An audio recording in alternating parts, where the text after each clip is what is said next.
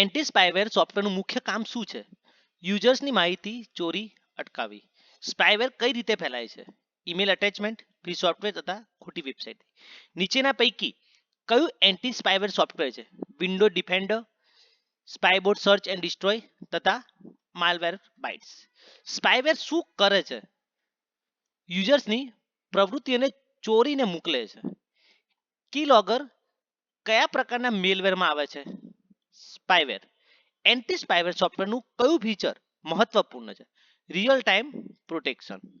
Spyware સામાન્ય રીતે શેના માટે વપરાય છે?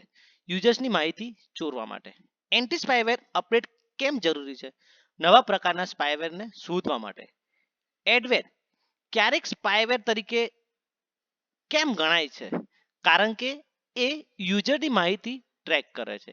એન્ટી સ્પાયવેર કયા પ્રકારના ત્રિકોણને મજબૂત કરે છે? કોન્ફિડેન્શિયાલિટી. આઈડીએસ નું સંપૂર્ણ રૂપ શું છે? ઇન્ટ્રુઝન ડિટેક્શન સિસ્ટમ. આઈડીએસ નો હેતુ શું છે? અનઓથોરાઇઝ એક્સેસને શોધવો. આઈડીએસ કેટલા પ્રકારના હોય છે?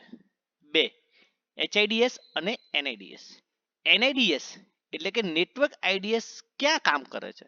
સમગ્ર નેટવર્ક ટ્રાફિક પર નજર રાખે છે. એચઆઈડીએસ એટલે કે હોસ્ટ આઈડીએસ શું કરે છે? એક હોસ્ટ અથવા સર્વરની પ્રવૃત્તિ મોનિટર કરે છે. આઈડીએસ ડિટેક્શન પદ્ધતિ કઈ છે? સિગ્નેચર બેઝ, એનોમલી બેઝ અને hybrid base. Signature base IDS શું કરે છે? જાણીતા હુમલાના પેટર્નને ઓળખે છે. એનોમલી બેઝ આઈડીએસ શું કરે છે? અસામાન્ય વર્તનને ઓળખે છે. આઈડીએસ અને આઈપીએસ માં શું તફાવત છે? આઈડીએસ ફક્ત શોધે છે જ્યારે આઈપીએસ અટકાવે છે.